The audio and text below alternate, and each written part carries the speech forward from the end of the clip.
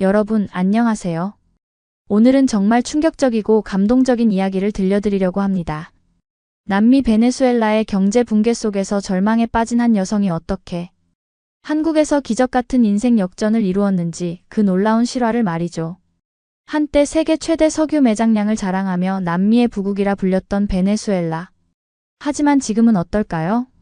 연간 인플레이션율이 100만%를 넘어서고 기본 생필품조차 구하기 힘든 최악의 경제 위기에 시달리고 있습니다. 병원에는 약이 없고 정전이 일상이 된 나라에서 한 여성이 가족을 구하기 위해 선택한 것은 바로 한국행 결혼이었어요. 하지만 그녀는 몰랐습니다. 절망 속에서 선택한 그 길이 자신의 꿈을 되찾아줄 기적의 시작이 될 거라는 것을요. 낯선 땅 한국에서 그녀가 만난 따뜻한 사람들, 그리고 포기했던 미용사의 꿈을 다시 이루게 해준 한국의 놀라운 기회들. 이 모든 이야기가 여러분의 마음을 뜨겁게 만들 겁니다. 이 영상을 끝까지 보시면 한국이라는 나라가 얼마나 따뜻하고 희망적인 곳인지 다시 한번 느끼실 수 있을 거예요. 그럼 시작하기 전에 구독 버튼과 좋아요, 그리고 알림 설정까지 꼭 부탁드립니다. 어디서 듣고 계신지 댓글로 알려주시면 행운이 깃들 겁니다. 자, 그럼 이제 본격적으로 이야기를 시작해 보겠습니다. 안녕하세요. 저는 마리아 곤살레스입니다. 베네수엘라 수도 카라카스 외곽의 작은 슬럼가에서 태어나고 자랐어요. 제가 오늘 여러분께 들려드릴 이야기는 제 인생을 완전히 바꿔놓은 놀라운 경험담입니다. 베네수엘라라고 하면 많은 분들이 잘 모르실 수도 있어요. 남미 북쪽에 있는 나라로 한때는 석유 덕분에 정말 부유한 나라였습니다. 제가 어렸을 때만 해도 베네수엘라는 남미의 작은 천국이라 불렸어요. 길거리에는 최신형 자동차들이 달렸고 슈퍼마켓에는 세계 각국의 상품들이 가득했죠. 사람들은 여유롭게 살았고 아이들은 꿈을 크게 키울 수 있었어요. 저 역시 그런 환경에서 꿈을 키웠습니다. 어릴 적부터 머리 만지는 걸 정말 좋아했거든요. 엄마의 머리를 빗어드리거나 동생들 머리를 예쁘게 묶어주는 게 제 취미였어요. 그래서 자연스럽게 미용사가 되고 싶다는 꿈을 갖게 되었죠.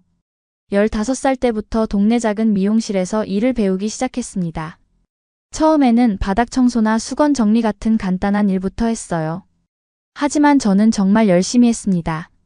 미용사 선생님들의 손 놀림을 유심히 관찰하고 집에 와서는 동생들을 대상으로 연습했죠. 그런데 몇 년 전부터 베네수엘라에 무서운 변화가 찾아왔어요. 경제가 급격히 악화되기 시작한 거였습니다.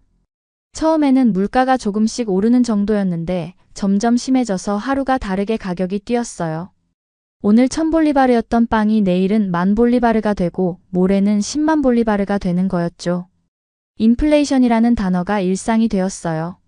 정부에서 발표하는 공식 인플레이션율만으로도 연간 몇천 %가 넘었는데 실제로 체감하는 물가 상승은 그보다 훨씬 심했습니다. 베네수엘라 화폐인 볼리바르는 휴지 조각이나 다름없어졌어요. 돈을 들고 가면 무게 때문에 가방이 무거울 정도였죠. 심지어 돈을 세는 것도 시간이 오래 걸려서 사람들은 무게로 계산하기 시작했어요.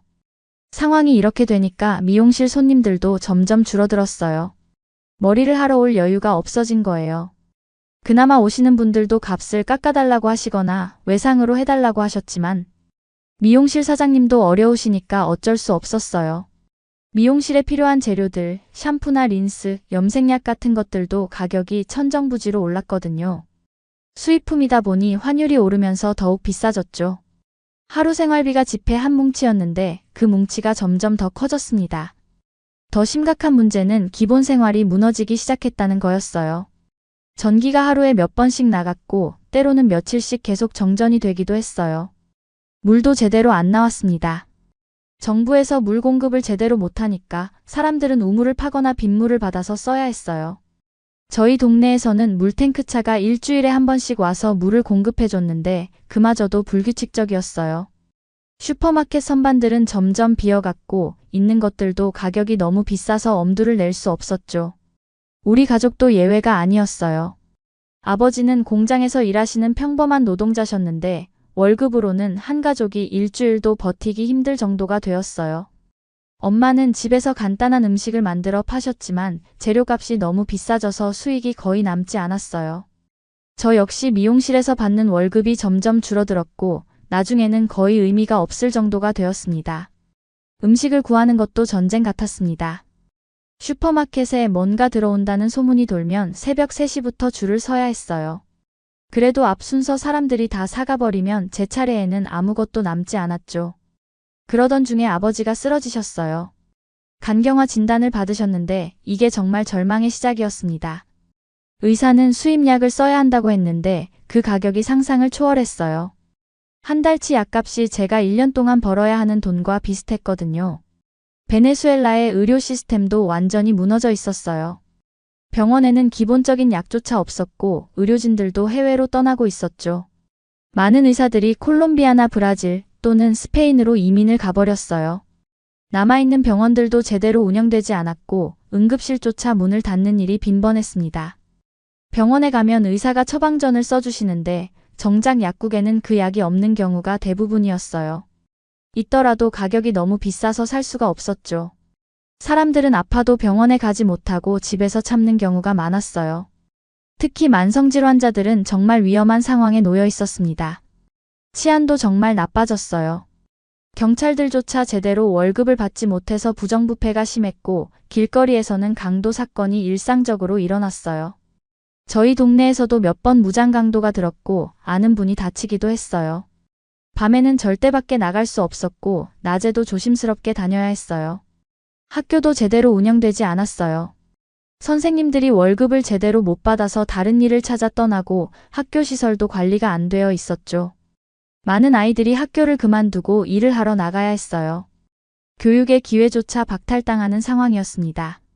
이런 절망적인 상황에서 엄마가 조심스럽게 말씀하셨습니다. 동네 아는 분이 그러는데 한국이라는 나라에서 외국 여성과 결혼하려는 남자들이 있다고요. 결혼하면 가족도 경제적으로 도와줄 수 있다고 했어요. 처음에는 정말 화가 났습니다. 제가 뭔가를 팔아치우는 것 같아서요. 그날 밤 아버지는 힘없는 목소리로 말씀하셨습니다. 미안하다고, 제가 이렇게까지 해야 해서 너무 죄송하다고요. 제 손에는 처음 보는 한국 남자의 사진이 들려 있었어요. 국제결혼 중개업체에서 받은 프로필이었죠. 이름은 김태수, 나이는 35살. 충청도 시골에서 철물점을 운영한다고 되어 있었습니다. 사진 속 그는 평범해 보였어요. 특별히 잘생긴 것도 아니고 그렇다고 못생긴 것도 아니었죠. 그냥 착해 보이는 시골 총각이었습니다. 베네수엘라에서 한국까지는 정말 먼 거리예요. 지구 반대편이나 다름없었죠. 그 먼 곳으로 가서 전혀 모르는 사람과 결혼한다니 생각만 해도 무서웠습니다. 하지만 다른 선택의 여지가 없었어요. 베네수엘라에 남아있으면 아버지는 죽을 수도 있었거든요. 국제결혼 중개업체 담당자는 설명했습니다. 한국 남자는 결혼과 동시에 신부 가족에게 생활비를 지원해 줄 수 있다고요. 또한 한국에 가면 일할 기회도 많고 의료시설도 좋다고 했어요. 저에게는 이 모든 것이 마치 꿈 같은 이야기로 들렸습니다. 베네수엘라에서는 상상도 할 수 없는 일들이었거든요. 중개업체에서 화상통화로 김태수 씨와 첫 만남을 가졌어요. 서툰 영어였지만 그는 친절했습니다. 제 가족 상황을 설명하자 고개를 끄덕이며 이해한다고 했어요. 그리고 한 가지 약속을 했습니다. 결혼하면 아버지 치료비를 먼저 보내주겠다고요. 사실 그때까지도 반신반의했어요. 세상에 그런 좋은 사람이 어디 있겠냐고 생각했죠. 그런데 정말로 일주일 뒤에 송금이 들어왔습니다. 2,000달러나 되는 큰 돈이었어요. 베네수엘라 돈으로는 상상도 할 수 없는 거액이었죠. 아버지는 그 돈으로 당장 필요한 약을 살 수 있었고 병원 치료도 받을 수 있게 되었습니다. 그날 저는 울면서 결심했습니다. 엄마한테 말씀드렸어요. 저 갈게요. 아빠 살릴 수만 있다면 한국이라도 가보겠다고요. 제 꿈이 적힌 낡은 노트를 접으면서 제 청춘도 함께 접는 것 같은 아픔을 느꼈습니다. 하지만 그때는 몰랐어요. 그 선택이 제 인생을 완전히 바꿔놓을 거라는 걸 말이에요. 한국이라는 나라가 저에게 새로운 꿈과 희망을 줄 거라는 것도 전혀 예상하지 못했죠. 베네수엘라를 떠나기 전까지 한 달 정도의 시간이 있었어요. 그 기간 동안 저는 한국에 대해 공부했습니다. 인터넷에서 찾을 수 있는 모든 정보를 수집했어요. 한국어 기초 회화책도 구해서 간단한 인사말 정도는 익혔습니다. 김치, 비빔밥 같은 한국 음식 이름도 외웠고요. 김태수 씨는 계속해서 연락을 주고받으며 저를 안심시켜 주었어요. 한국 생활에 대한 걱정을 털어놓으면 차근차근 설명해 주었고 한국어 공부를 도와주기도 했습니다. 특히 저희 어머니가 걱정하실까봐 매주 아버지 안부를 물어보고 추가 치료비도 보내주었어요. 그런 그의 모습을 보면서 조금씩 마음이 편해졌습니다. 적어도 나쁜 사람은 아니구나 하고 생각했죠. 출발 전날 밤 가족들이 모두 모여 작은 송별회를 했습니다. 돈이 없어서 화려한 건 못했지만 엄마가 제가 좋아하는 아레파를 만들어주셨어요. 아레파는 베네수엘라의 전통 음식으로 옥수수 가루로 만든 빵이에요. 그 안에 치즈나 고기를 넣어서 먹는데 정말 맛있거든요. 그날 밤 우리는 웃기도 하고 울기도 했습니다. 언젠가 꼭 다시 만날 거라고 아버지 건강이 좋아지면 한국에 놀러 오시라고 말했어요. 공항에서 가족들과 작별 인사를 할 때는 정말 마음이 찢어지는 것 같았어요. 엄마는 제 손을 꼭 잡고 놓지 않으려 하셨고 아버지는 고마워하면서도 미안해하셨죠. 동생 루이스는 언니 덕분에 아버지가 살았다며 꼭 성공하라고 격려해 주었어요. 시몬 볼리바르 국제공항에서 가족들의 모습이 점점 작아지는 걸 보면서 정말 많은 생각이 들었습니다. 비행기 안에서 창밖을 보며 생각했습니다. 정말 잘한 선택일까? 한국에서 행복할 수 있을까?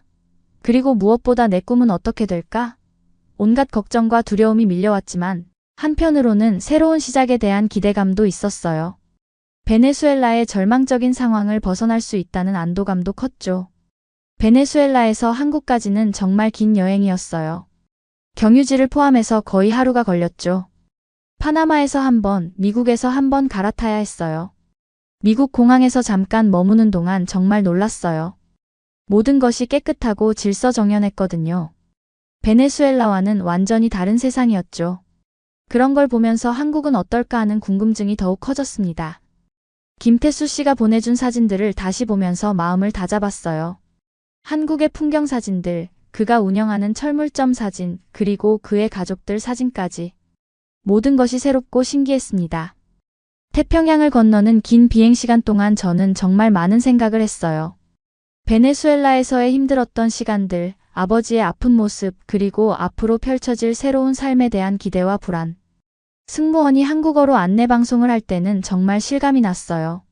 아, 정말로 한국에 가는구나 하고요. 기내 영화로 한국 영화를 몇 편 봤는데 한국 사람들이 정말 정이 많다는 걸 느꼈어요. 가족을 위해 희생하는 모습이나 어려운 이웃을 돕는 장면들이 인상적이었습니다. 드디어 인천국제공항이 보이기 시작했을 때는 정말 가슴이 두근거렸어요. 새로운 인생이 시작되는 순간이었거든요. 비행기가 착륙하면서 저는 마음속으로 다짐했습니다. 이곳에서 열심히 살아서 꼭 성공하겠다고, 그래서 가족들을 도우고 제 꿈도 이루겠다고요. 그때만 해도 한국이 저에게 이렇게 큰 기회의 땅이 될 줄은 전혀 몰랐어요. 인천국제공항에 도착했을 때의 첫인상은 정말 잊을 수가 없어요. 깨끗하고 현대적인 시설, 질서정연하게 움직이는 사람들, 그리고 모든 것이 효율적으로 돌아가는 모습에 놀랐습니다. 베네수엘라의 시몬 볼리바르 공항과는 차원이 달랐어요. 공항 자체가 하나의 도시 같았고 면세점이며 식당이며 모든 것이 화려하고 깔끔했습니다. 김태수 씨는 약속한 대로 공항에 마중 나와 있었습니다. 화상통화로만 봤던 얼굴을 직접 보니 더 선량해 보였어요. 그는 꽃다발을 들고 있었고 서툰 스페인어로 잘 왔어요 라고 말했습니다. 그 모습이 너무 인상적이어서 지금도 생생히 기억이 나요. 저는 그때 처음으로 안도감을 느꼈어요. 적어도 나를 속이려고 하는 사람은 아니구나 하고 말이죠. 공항에서 나와 차를 타고 이동하는 동안 저는 창밖 풍경에 완전히 매료되었습니다. 깨끗한 도로, 질서 있게 달리는 자동차들, 곳곳에 보이는 첨단 기술들. 베네수엘라에서는 상상도 할 수 없는 광경이었어요. 정전도 없고 신호등도 제대로 작동하고 가로등도 모두 밝게 켜져 있었거든요. 무엇보다 놀라웠던 건 모든 차들이 신호를 잘 지킨다는 거였어요. 베네수엘라에서는 교통신호가 제대로 작동하지 않아서 항상 혼란스러웠는데 말이에요. 서울에서 충청도로 가는 길은 정말 아름다웠어요. 고속도로 양옆으로 펼쳐진 산들과 들판, 깔끔하게 정리된 농가들을 보며 감탄했습니다. 김태수 씨는 제가 신기해하는 모습을 보고 미소 지으며 한국의 여러 가지를 설명해 주었어요.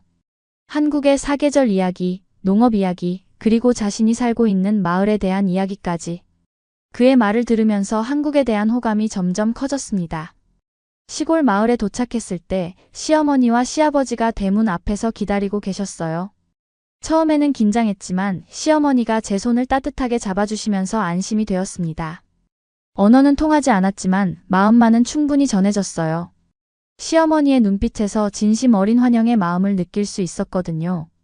시아버지도 무뚝뚝해 보이시지만 제 가방을 들어주시며 배려해 주셨어요. 집 안으로 들어가니 정말 놀라웠습니다.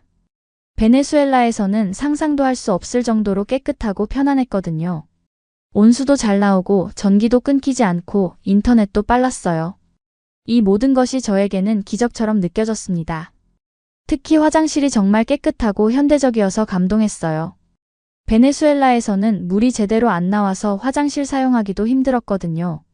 첫날 저녁 식사는 정말 특별한 경험이었어요.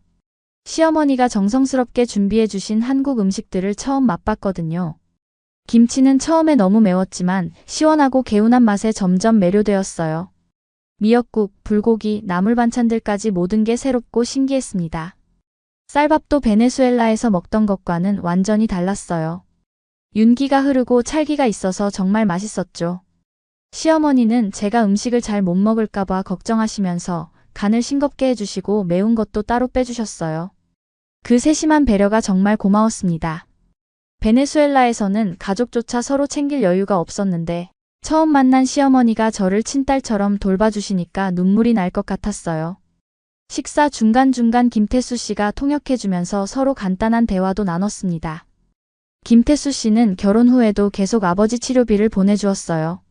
매달 정기적으로 송금해 주셨고 덕분에 아버지는 좋은 치료를 받을 수 있게 되었습니다. 베네수엘라에서 온 소식에 따르면 아버지의 상태가 많이 좋아지셨다고 했어요. 간 수치도 떨어지고 복수도 빠지고 있다는 희소식이었죠. 그 소식을 들을 때마다 저는 김태수 씨와 그 가족에게 정말 감사했어요. 한국에 온 지 일주일 후 동네 편의점 아르바이트를 시작했습니다. 시어머니가 소개해 주신 거였어요. 처음에는 한국어가 서툴러서 실수도 많이 했지만 점장님과 동료들이 친절하게 가르쳐 주었습니다. 간단한 계산이나 물건 정리는 금방 익숙해졌어요. 무엇보다 한국 사람들이 정말 친절하다는 걸 느꼈습니다. 제가 외국인이라고 차별하지 않고 오히려 더 도와주려고 하셨어요. 편의점에서 일하면서 한국 사람들의 생활 패턴을 관찰할 수 있었어요. 모든 것이 질서정연했고 사람들은 예의 바르고 친절했습니다. 특히 어린아이들이 점장님께 인사하는 모습이나 어르신들께 자리를 양보하는 모습을 보면서 한국인의 따뜻한 마음을 느꼈어요.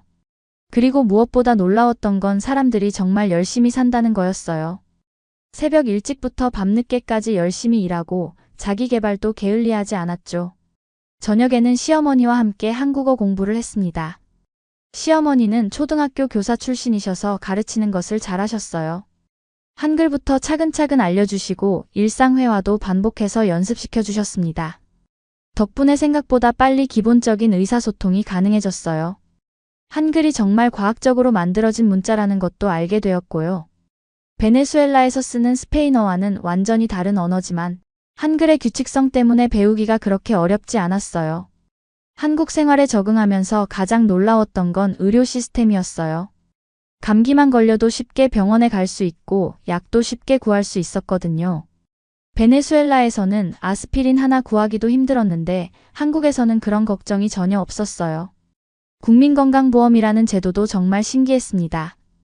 외국인인 저도 가입할 수 있어서 저렴한 비용으로 의료 서비스를 받을 수 있었거든요. 교통 시스템도 정말 발달되어 있었어요. 시골 마을에서 서울까지 버스로 쉽게 갈 수 있고 지하철이며 버스며 모든 것이 정시에 운행되었죠. 교통카드 하나로 모든 대중교통을 이용할 수 있다는 것도 신기했어요. 베네수엘라에서는 버스가 언제 올지도 모르고 와도 고장나는 경우가 많았거든요. 하지만 무엇보다 감동적이었던 건 김태수 씨와 가족들의 진심 어린 마음이었습니다. 저를 외국인이라고 차별하지 않고 진짜 가족으로 받아들여 주셨거든요. 그 따뜻함 덕분에 낯선 땅에서도 희망을 가질 수 있었어요. 그때부터 저는 정말 열심히 살아야겠다고 다짐했습니다. 이 가족들의 은혜를 꼭 갚아야겠다고 말이에요. 한국에 온 지 3개월이 지났을 무렵 저에게는 큰 변화가 찾아왔어요. 편의점에서 아르바이트를 하면서 한국어 실력이 늘었고 동네 사람들과도 친해지기 시작했거든요.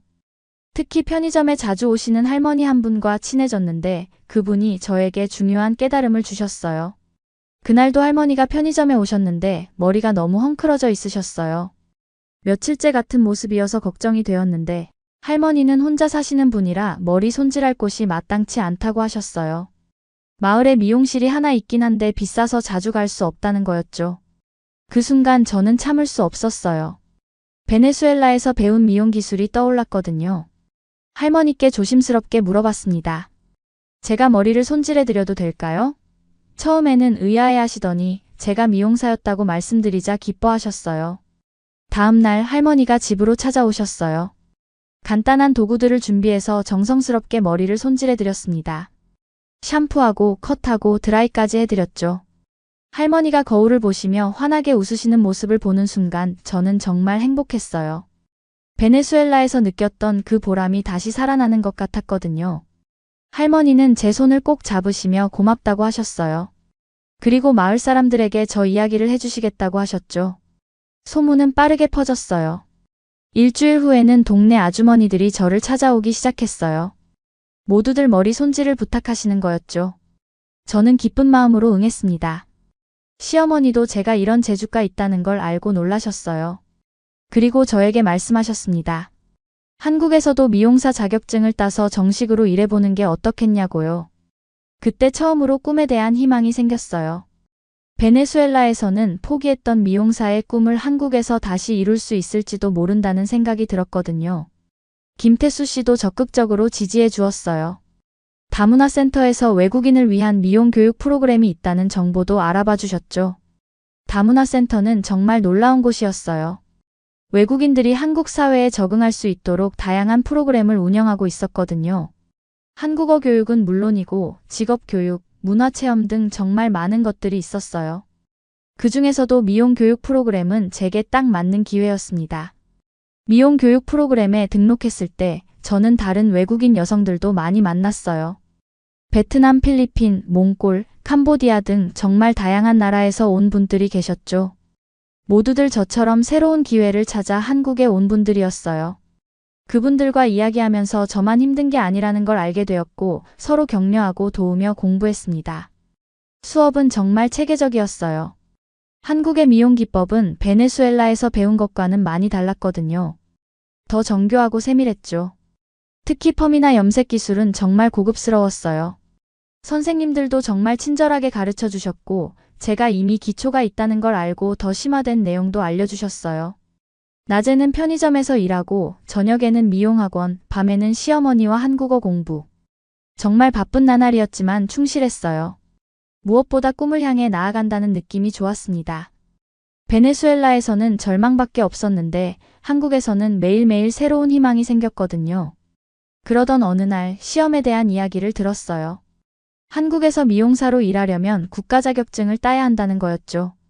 필기시험과 실기시험이 있는데 외국인에게는 쉽지 않은 시험이라고 했어요. 하지만 저는 포기할 수 없었습니다. 이미 너무 많은 것을 투자했고 무엇보다 이 꿈을 이루고 싶었거든요. 시험 준비는 정말 힘들었어요. 한국어로 된 전문 용어들을 외우는 것부터 시작해서 실기 연습까지 모든 것이 어려웠습니다. 하지만 포기하지 않았어요. 시어머니는 밤늦게까지 저와 함께 공부해 주셨고 김태수 씨는 실기 연습을 위한 도구들을 사주셨어요. 다문화센터 친구들과는 서로 모델이 되어 실기 연습을 했습니다. 첫 번째 시험은 떨어졌어요. 필기는 통과했지만 실기에서 떨어진 거였죠.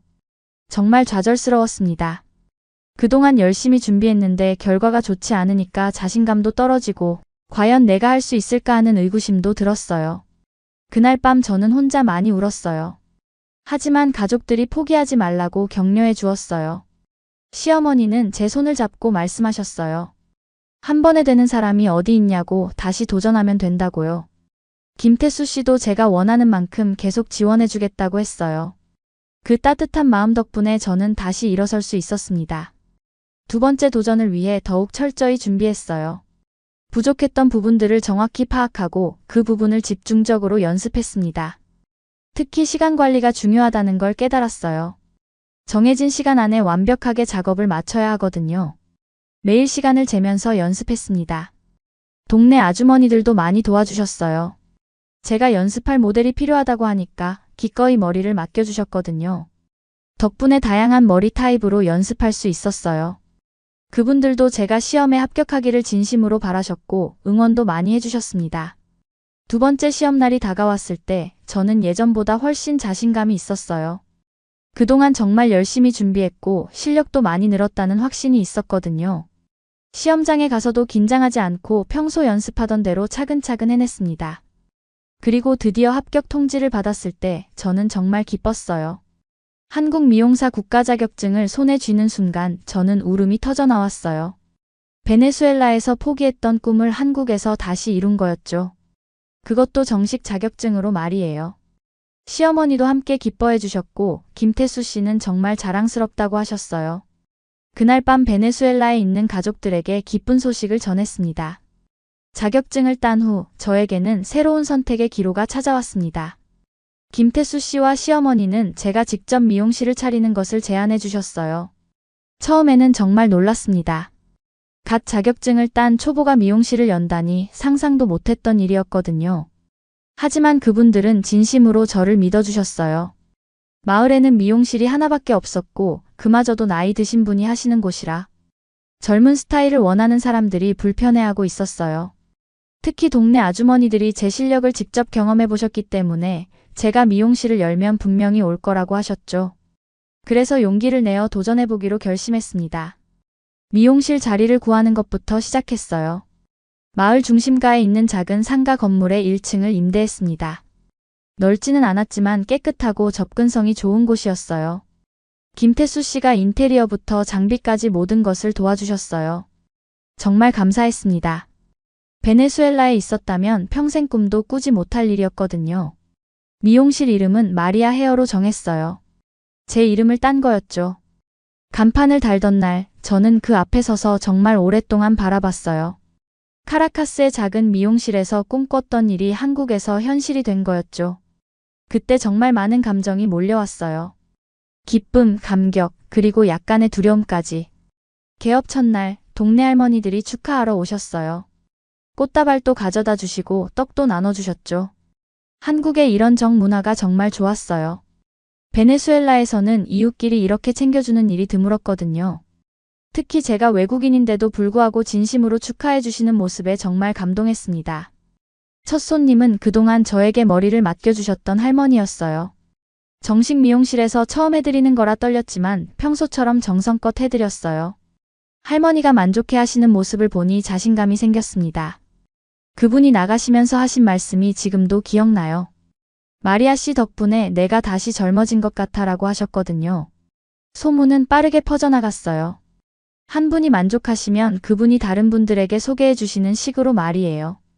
일주일 만에 예약이 밀리기 시작했고 한 달 후에는 인근 마을에서도 손님들이 오기 시작했어요. 정말 꿈 같은 일이었습니다. 저만의 특별한 서비스도 만들었어요. 베네수엘라에서 배운 라틴 스타일의 컷과 스타일링을 한국 고객들에게 맞게 응용한 거였죠. 특히 볼륨을 살리는 기법이나 웨이브를 만드는 방법이 인기가 좋았어요. 한국 분들이 보통 하지 않던 스타일이라 신선했나 봐요. 그리고 무엇보다 손님들과의 대화를 중요하게 생각했어요.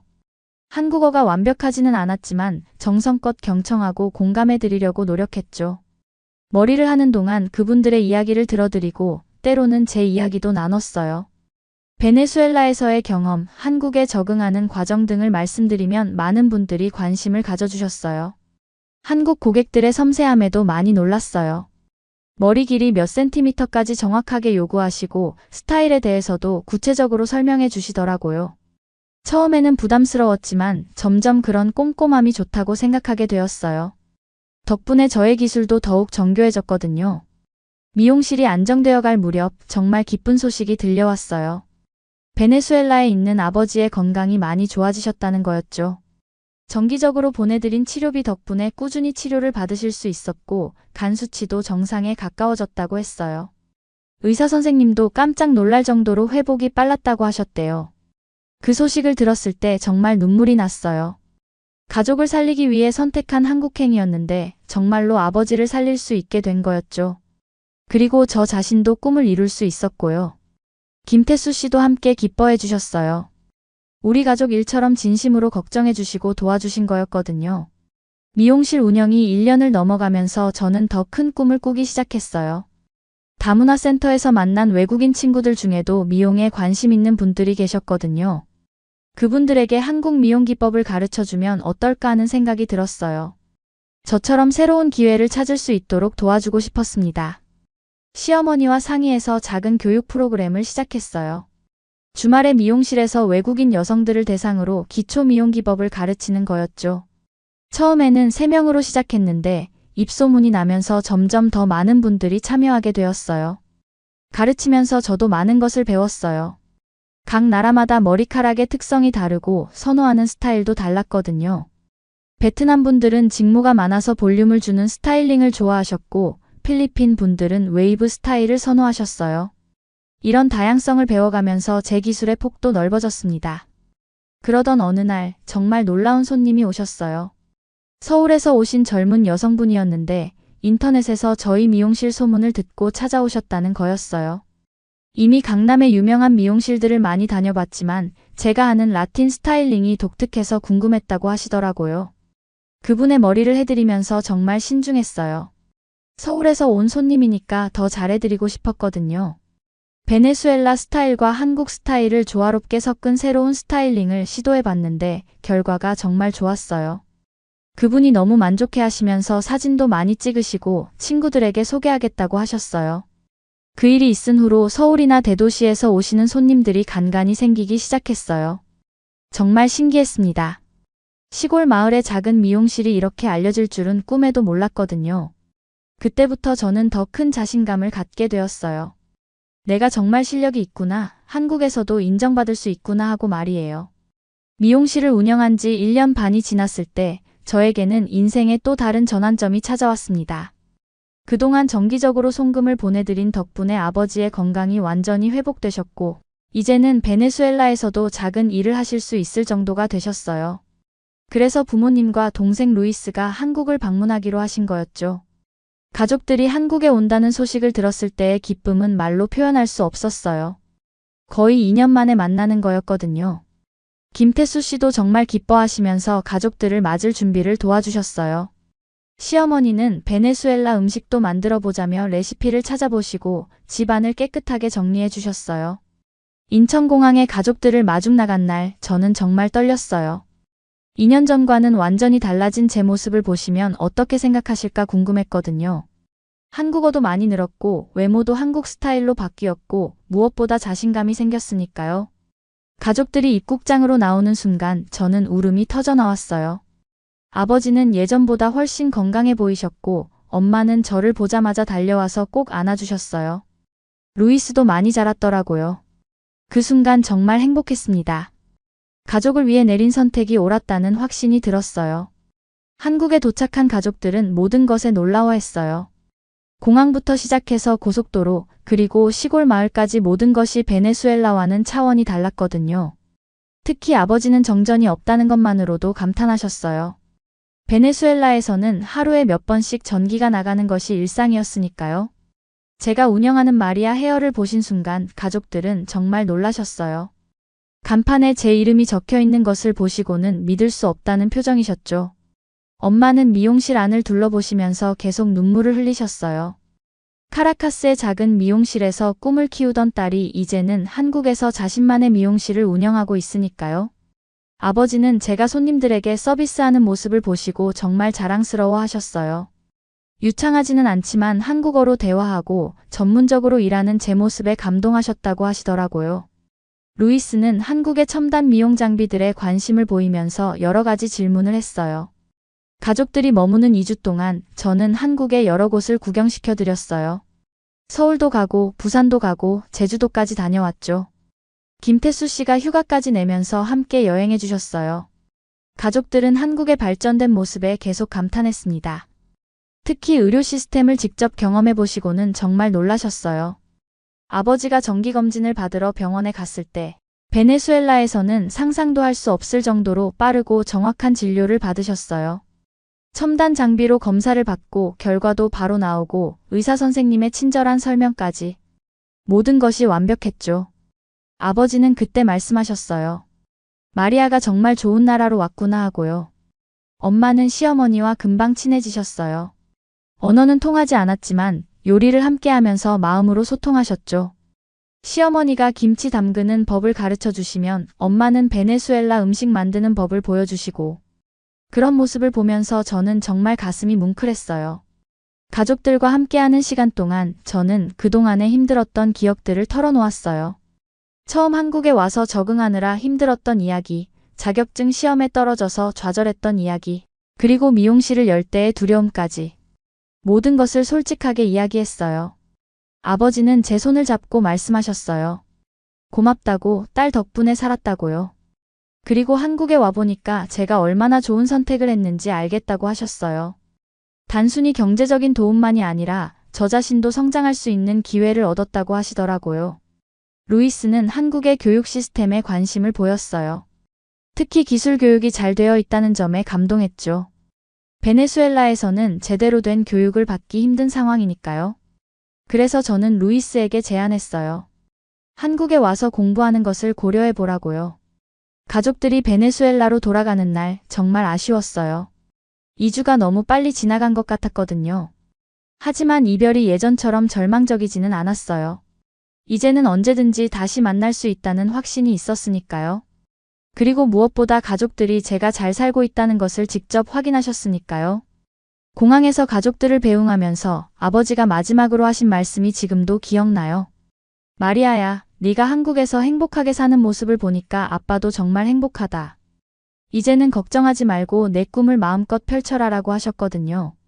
가족들이 떠난 후 저는 더 큰 목표를 세웠어요. 루이스를 한국으로 불러서 공부시키고 나중에는 부모님도 한국으로 모시고 싶었어요.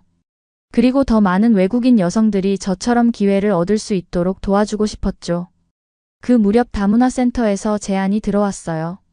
외국인 여성들을 위한 미용 교육 프로그램의 정식 강사로 활동해 보라는 거였어요.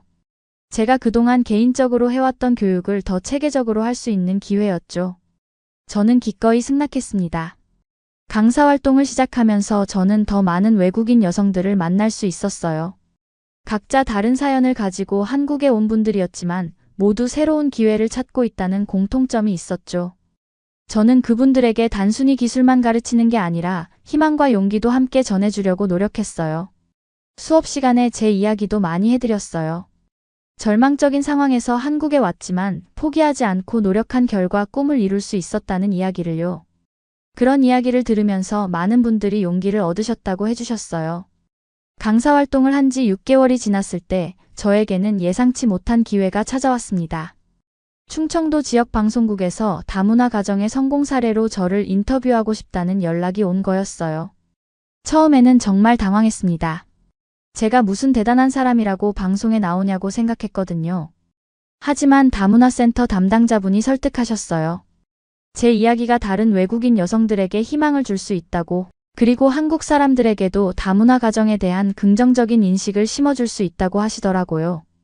김태수 씨와 시어머니도 적극 지지해 주셨어요. 그래서 용기를 내어 인터뷰에 응하기로 했습니다. 방송 촬영 당일 정말 떨렸어요. 카메라 앞에 서는 것도 처음이고 많은 사람들 앞에서 제 이야기를 하는 것도 처음이었거든요. 하지만 진행자분이 정말 친절하게 진행해 주셔서 점점 편해졌어요. 베네수엘라에서의 어려웠던 시절부터 시작해서 한국에 오게 된 계기, 그리고 미용사의 꿈을 이룬 과정까지 차근차근 이야기했습니다.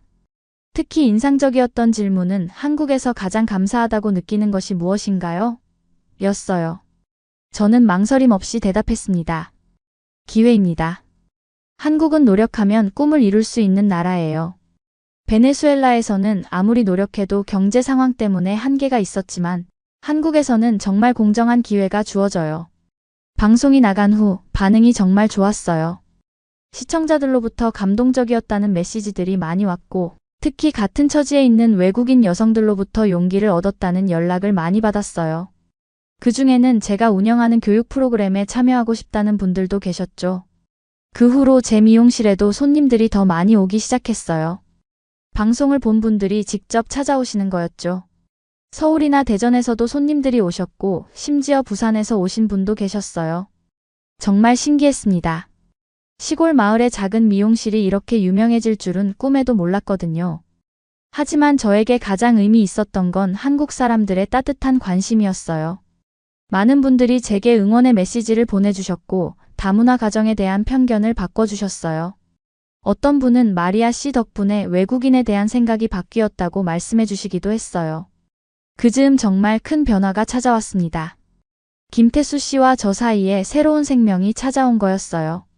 임신 소식을 들었을 때의 기쁨은 말로 표현할 수 없었어요.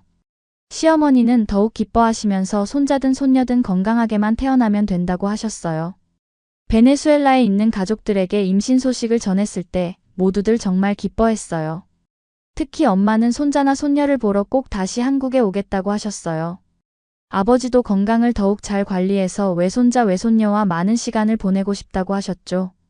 임신 기간 동안 미용실 운영이 힘들 것 같아서 걱정했는데 동네 아주머니들이 정말 많이 도와주셨어요.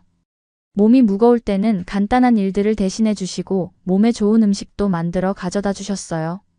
그런 따뜻함을 받으면서 저는 정말 한국 사람이 된 것 같은 느낌이었어요. 다문화 센터에서의 강사 활동도 계속했습니다. 임신 중이라 체력적으로 힘들었지만 저를 기다리는 외국인 여성들이 있으니까 포기할 수 없었어요. 오히려 임신한 상태로 강의하면서 더 많은 이야기를 나눌 수 있었어요. 결혼과 임신, 육아에 대한 조언도 해드릴 수 있었거든요. 출산 예정일이 다가오면서 베네수엘라에서 엄마가 오셨어요. 손자, 손녀의 출산을 도우러 오신 거였죠. 엄마가 오시니까 정말 든든했어요. 한국의 출산 문화에 대해서도 설명해드렸고 산후조리에 대해서도 시어머니와 함께 준비했습니다. 드디어 딸 안젤라가 태어났을 때 저는 정말 행복했어요. 베네수엘라와 한국의 피가 섞인 아름다운 아이였거든요. 김태수 씨는 딸바보가 되셨고 시어머니는 할머니가 되신 기쁨의 하루 종일 안젤라만 보셨어요. 베네수엘라에서 온 외할머니도 마찬가지였고요. 안젤라의 이름은 천사라는 뜻이에요. 정말 천사 같은 아이가 우리 가족에게 찾아온 거였죠. 이 아이는 앞으로 한국어와 스페인어를 모두 할 수 있을 거고 두 나라의 문화를 모두 이해하는 멋진 사람이 될 거예요. 산후조리 기간 동안 미용실은 잠시 휴업했어요. 손님들이 아쉬워하셨지만 모두들 이해해 주셨어요. 오히려 출산 축하 선물을 가져다 주시고 빨리 회복하라고 격려해 주셨죠. 그런 관심과 사랑 덕분에 저는 빠르게 회복할 수 있었어요. 100일 후 미용실을 다시 열었을 때 정말 많은 분들이 축하하러 오셨어요. 안젤라도 함께 보러 오시는 분들이 많았고 모두들 너무 예쁘다고 해주셨어요. 특히 안젤라의 큰 눈과 긴 속눈썹을 보고 미인이 될 거라고 하셨죠. 육아와 일을 병행하는 것은 쉽지 않았어요. 하지만 시어머니가 정말 많이 도와주셨어요. 제가 일하는 동안 안젤라를 돌봐주시고 수유 시간에는 미용실로 데려다 주시기도 했죠. 김태수 씨도 퇴근 후에는 육아에 적극 참여해 주셨어요. 안젤라가 6개월이 되었을 때 베네수엘라에서 루이스가 한국에 왔어요. 대학교에서 컴퓨터 공학을 공부하기 위해서였죠. 제가 장학금 정보를 알아봐서 지원했는데 다행히 합격한 거였어요. 이제 저희 가족이 더욱 가까워질 수 있게 되었죠. 루이스는 한국 생활에 빠르게 적응했어요. 젊어서 그런지 한국어 습득도 빠르고 한국 문화에 대한 이해도 좋았어요. 특히 안젤라를 정말 예뻐했고 외삼촌으로서 책임감도 보였죠. 그렇게 저희 가족은 더욱 행복해졌어요. 한국에서 뿌리를 내리고 꿈을 이루고 새로운 생명까지 얻었으니까요. 이 모든 것이 한국이라는 나라가 저에게 준 선물 같았어요. 안젤라가 돌이 되던 해 저에게는 더욱 큰 기회가 찾아왔습니다. 서울에 있는 대형 미용실 체인에서 제게 연락이 온 거였어요. 다문화 여성 강사로 활동하는 저의 이야기를 듣고 그들의 교육 프로그램에 참여해달라는 제안이었죠. 처음에는 서울까지 가면서 일하는 것이 가능할까 걱정했지만 가족들이 적극 지지해 주었어요. 월 2회 서울로 올라가서 미용사들을 대상으로 다문화 고객 서비스에 대한 강의를 하는 일이었어요. 외국인 고객들의 특성, 다양한 헤어 타입에 대한 이해, 그리고 언어 장벽을 극복하는 방법 등을 가르치는 거였죠. 제가 직접 경험한 내용들을 바탕으로 실무진들에게 도움이 되는 교육을 할 수 있었어요. 강의를 하면서 놀라웠던 건 서울의 미용사들도 외국인 고객에 대한 이해가 부족했다는 거였어요. 특히 동남아시아나 남미 출신 고객들의 헤어 특성에 대해서는 거의 모르고 계시더라고요. 제가 알려드린 기법들을 배우고 나서 많은 분들이 감사하다고 해주셨어요. 그런 활동을 통해 저는 점점 더 많은 사람들과 네트워크를 형성할 수 있었어요. 미용업계의 여러 전문가들과도 만나고 새로운 기술들도 배우게 되었죠. 특히 최신 헤어 트렌드나 새로운 제품들에 대한 정보를 얻을 수 있어서 제 미용실 운영에도 많은 도움이 되었어요. 안젤라는 하루가 다르게 자라고 있었어요. 이제 걸어다니기 시작했고 간단한 단어들도 말하기 시작했죠. 신기한 건 한국어와 스페인어를 자연스럽게 섞어서 쓴다는 거였어요. 저와 있을 때는 스페인어를, 시할머니나 아빠와 있을 때는 한국어를 쓰더라고요. 루이스는 대학 생활에 잘 적응하고 있었어요. 컴퓨터 공학을 전공하면서 정말 열심히 공부했고 성적도 우수했어요.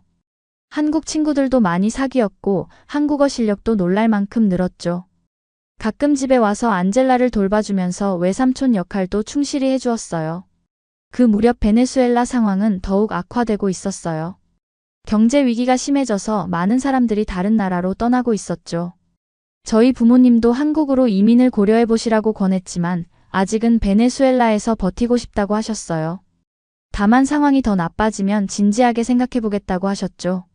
제 미용실은 이제 지역에서 없어서는 안 될 존재가 되었어요. 단순히 머리를 하는 곳이 아니라 동네 사람들이 만나서 소통하는 공간이 되었거든요. 특히 외국인 며느리들이 모이는 장소로도 유명해졌어요. 저처럼 국제결혼으로 한국에 온 여성들이 서로 정보를 나누고 위로를 받는 곳이 된 거였죠. 그런 역할을 하면서 저는 더 큰 책임감을 느끼게 되었어요. 단순히 제 개인의 성공에만 만족하지 않고 더 많은 외국인 여성들이 한국 사회에 적응할 수 있도록 도와야겠다는 생각이 들었거든요. 그래서 다문화센터와 협력해서 더 체계적인 프로그램을 만들기 시작했어요. 새로운 프로그램은 단순히 미용 기술을 가르치는 것을 넘어서 한국 사회에서 자립할 수 있는 종합적인 능력을 기르는 것이었어요. 한국어 교육, 문화 이해, 창업 교육, 그리고 미용 기술까지 모든 것을 아우르는 6개월 코스였죠. 첫 기수는 10명으로 시작했는데 정말 다양한 나라에서 온 분들이 참여하셨어요. 베트남, 필리핀, 중국, 몽골, 우즈베키스탄 등에서 오신 분들이었죠. 모두들 저처럼 새로운 기회를 찾고 있는 분들이었어요. 교육을 진행하면서 저는 많은 것을 배웠어요. 각 나라마다 문화가 다르고 처한 상황도 달랐거든요. 어떤 분은 남편의 이해 부족으로 힘들어하시고 어떤 분은 언어 때문에 자신감을 잃으셨어요. 그런 분들을 보면서 저는 더욱 세심하게 도와드리려고 노력했어요. 특히 인상적이었던 분은 베트남에서 오신 리 씨였어요. 정말 손재주가 좋으셨는데 자신감이 없어서 주눅 들어 계시더라고요. 저는 그분에게 계속 격려해드리고 실습 기회도 많이 주었어요. 그랬더니 점점 실력이 늘어서 나중에는 다른 수강생들을 도와주실 정도가 되셨어요. 6개월 후 첫 기수 수료식을 할 때 정말 감동적이었어요. 모든 분들이 당당해지신 모습을 보니까 제가 하는 일이 정말 의미 있다는 걸 느꼈거든요. 그중 절반 이상이 미용 관련 일자리를 구했고 몇 분은 작은 창업을 준비하고 계셨어요. 그때 지역 신문에서 저에 대한 기사를 써주셨어요. 다문화 여성의 성공적인 정착과 나눔이라는 제목이었는데 제가 개인적인 성공에만 머무르지 않고 다른 외국인 여성들을 돕고 있다는 내용이었어요. 그 기사를 보신 더 많은 분들이 관심을 가져주셨어요. 시청에서도 연락이 왔어요.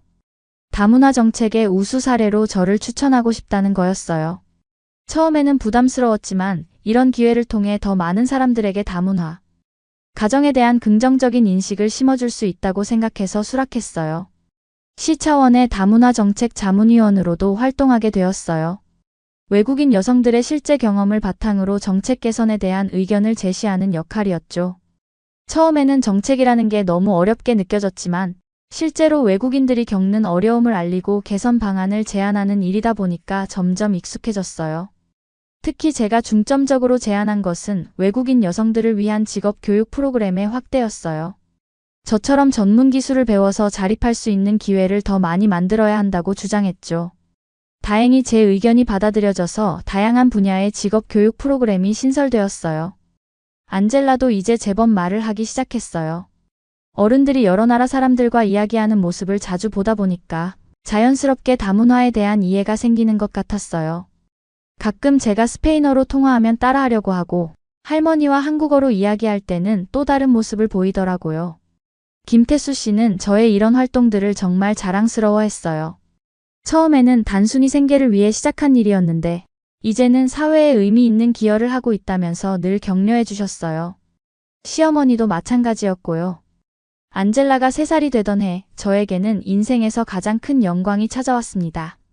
정부에서 주는 다문화 우수 정착 사례상을 받게 된 거였어요. 전국에서 단 10명만 선정되는 상이었는데 제가 그 영예를 안게 된 거였죠. 처음 소식을 들었을 때는 정말 믿을 수 없었어요. 시상식은 서울에서 열렸고 장관님이 직접 상을 주셨어요. 그 자리에는 김태수 씨와 시어머니 그리고 안젤라까지 함께했어요. 베네수엘라에서는 화상으로 부모님과 루이스가 함께 축하해 주었죠. 상을 받으면서 저는 정말 감격했어요. 베네수엘라의 절망적인 상황에서 한국으로 와서 이런 영광을 안게 될 줄은 꿈에도 몰랐거든요. 시상식 후에는 언론 인터뷰도 있었어요. 전국 방송에 나가서 제 이야기를 할 기회였죠. 처음에는 긴장했지만 진행자분이 편안하게 진행해 주셔서 자연스럽게 이야기할 수 있었어요. 특히 한국이 어떤 나라라고 생각하시나요? 라는 질문에 대해서는 확신을 가지고 대답했어요. 한국은 꿈을 이룰 수 있는 나라예요. 노력하는 사람에게 공정한 기회를 주고 그 결과를 인정해주는 따뜻한 나라죠. 저처럼 외국인도 차별받지 않고 자신의 능력을 발휘할 수 있어요. 방송이 나간 후 반응이 정말 뜨거웠어요. 전국 각지에서 격려의 메시지가 쏟아졌고 특히 같은 처지에 있는 다문화 가정 여성들로부터 감동적인 편지를 많이 받았어요. 어떤 분은 제 이야기를 듣고 포기하려던 꿈을 다시 도전해보기로 했다고 하시더라고요. 그 후로 제 미용실에는 더욱 많은 손님들이 오셨어요. 방송을 보고 찾아오신 분들도 계셨지만 무엇보다 제가 하는 일에 대한 신뢰가 높아진 것 같았어요. 단순히 머리를 하는 곳이 아니라 마음까지 어루만져주는 곳이라는 평가를 받았죠. 수상을 계기로 더 큰 기회들도 찾아왔어요. 여러 대학교에서 강연 요청이 들어왔고 다문화 관련 행사에도 자주 초청받게 되었어요. 처음에는 부담스러웠지만 제 경험을 나누는 것이 다른 사람들에게 도움이 된다는 걸 알고 적극적으로 참여했어요. 특히 인상적이었던 건 한 대학교에서의 강연이었어요. 사회복지학과 학생들을 대상으로 한 강의였는데 다문화 사회에 대한 이해를 높이는 내용이었죠. 학생들의 질문이 정말 예리했어요. 다문화 정책의 개선점은 무엇인가요? 외국인 여성들이 가장 힘들어하는 부분은 무엇인가요? 같은 질문들이었죠. 저는 제 경험을 바탕으로 솔직하게 답변했어요. 언어 장벽, 문화 차이, 경제적 어려움 등이 주요 문제점이라고 설명했고, 이를 해결하기 위한 체계적인 지원이 필요하다고 강조했어요. 특히 일회성 지원이 아니라 지속적이고 단계적인 지원이 중요하다고 말씀드렸죠. 그런 활동들을 하면서 저는 점점 더 많은 책임감을 느끼게 되었어요. 이제 저 개인의 성공을 넘어서 다문화 사회의 발전에 기여해야 한다는 사명감이 생긴 거였죠. 그래서 더 체계적이고 전문적인 활동을 하기로 결심했어요. 먼저 제가 운영하던 교육 프로그램을 법인화했어요. 희망나눔교육원이라는 이름으로 비영리재단을 설립한 거였죠. 이를 통해 더 많은 외국인 여성들에게 체계적인 교육을 제공할 수 있게 되었어요. 정부와 지자체의 지원도 받을 수 있게 되었고요. 재단 설립 과정은 쉽지 않았어요. 서류 작업부터 시작해서 각종 인허가까지 정말 복잡했죠. 하지만 김태수 씨가 정말 많이 도와주셨고 지역의 여러분들도 지지해 주셔서 무사히 설립할 수 있었어요. 재단을 통해 운영하는 프로그램도 더욱 다양해졌어요. 미용뿐만 아니라 요리, 재봉, 간병 등 여러 분야의 직업 교육을 시작했죠. 그리고 무엇보다 중요한 건 멘토링 시스템이었어요. 기존 수료생들이 새로운 수강생들의 멘토가 되어주는 방식이었죠. 베트남에서 오신 리 씨는 이제 저희 재단의 정식 강사가 되셨어요. 처음에는 자신감 없어 하셨던 분인데 이제는 후배들을 가르치는 선생님이 되신 거였죠. 그런 모습을 보면서 저는 정말 뿌듯했어요. 제가 받은 도움을 다른 분들에게 전해주는 선순환이 만들어진 거니까요. 안젤라는 이제 어린이집에 다니기 시작했어요. 처음에는 낯설어 했지만 금방 적응했고 친구들도 많이 사귀었어요. 특히 안젤라는 다른 아이들과 다른 특별함이 있었어요. 여러 나라 언어를 조금씩 할 수 있었거든요.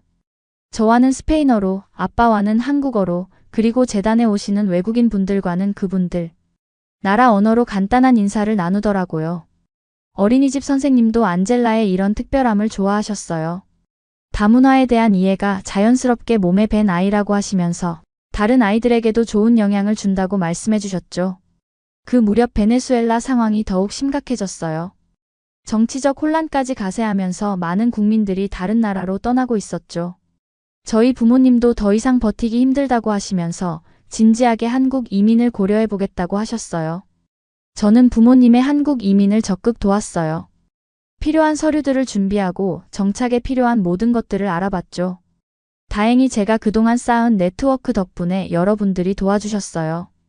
특히 다문화센터에서는 고령자 정착 프로그램까지 소개해 주셨어요.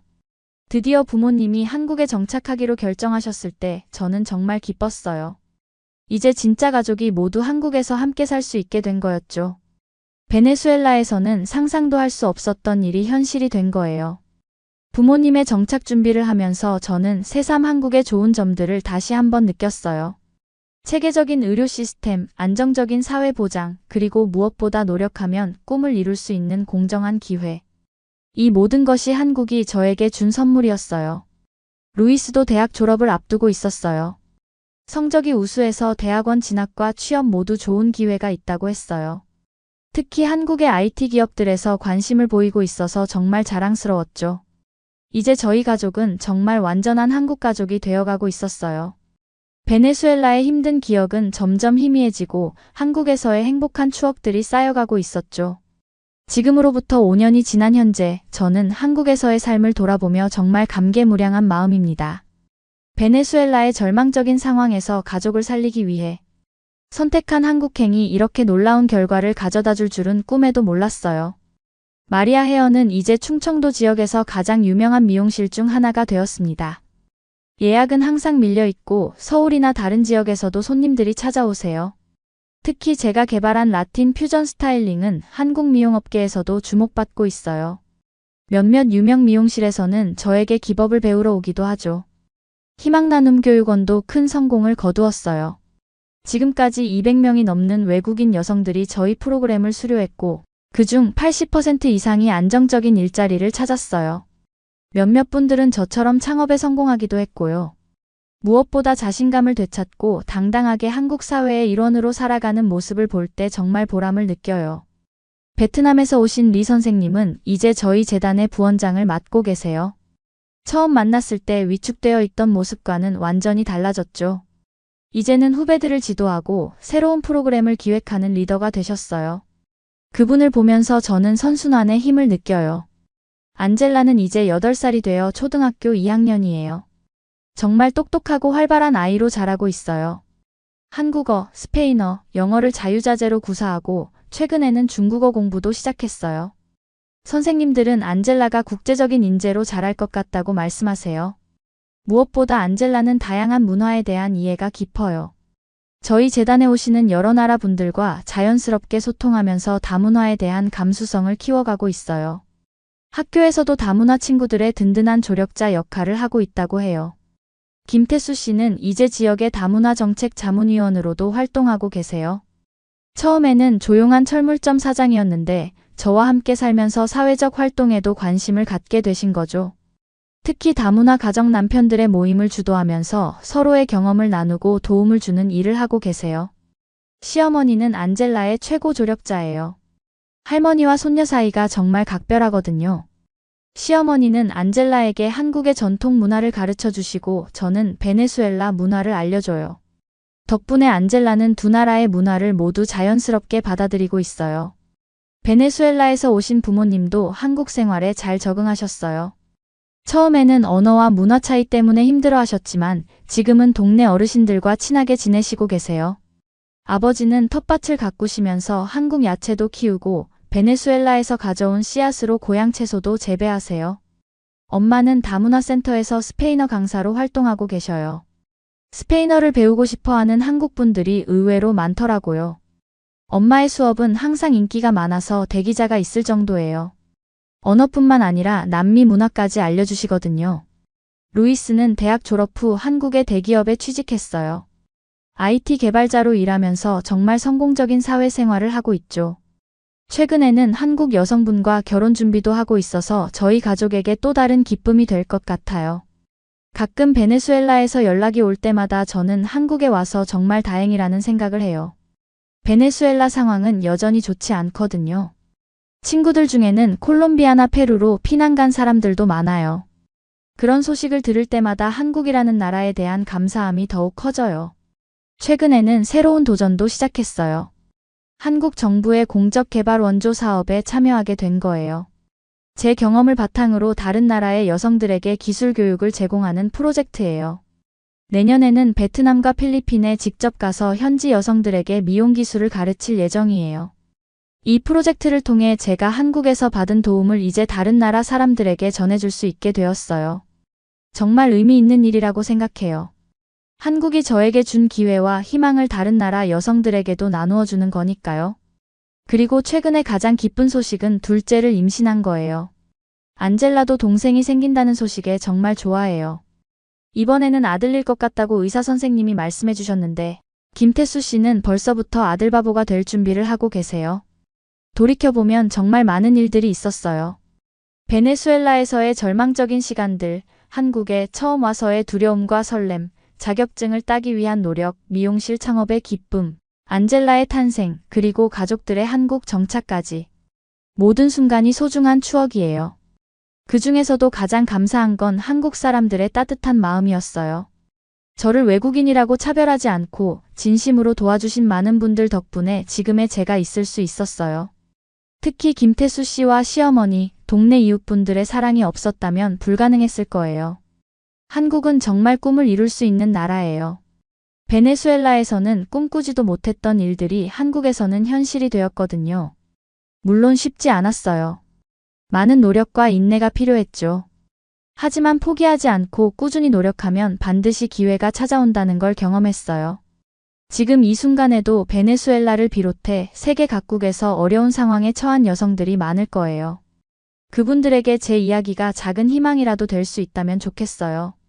절망적인 상황에서도 포기하지 말고 새로운 기회를 찾아 도전해보라고 말씀드리고 싶어요. 한국은 그런 도전을 받아들이고 지원해주는 따뜻한 나라예요. 저처럼 외국에서 온 여성들도 충분히 꿈을 이루고 행복하게 살 수 있는 곳이죠. 그리고 그 과정에서 받은 도움과 사랑을 다시 다른 사람들에게 전해줄 수 있는 아름다운 선순환이 가능한 나라예요. 마지막으로 여러분께 말씀드리고 싶은 것은 우리 모두가 서로를 이해하고 도우면서 더 아름다운 사회를 만들어갈 수 있다는 거예요. 다문화는 우리 사회의 풍요로움이고 다양성은 우리의 힘이에요. 제 이야기가 그런 메시지를 전하는데 조금이라도 도움이 되었으면 좋겠습니다. 감사합니다.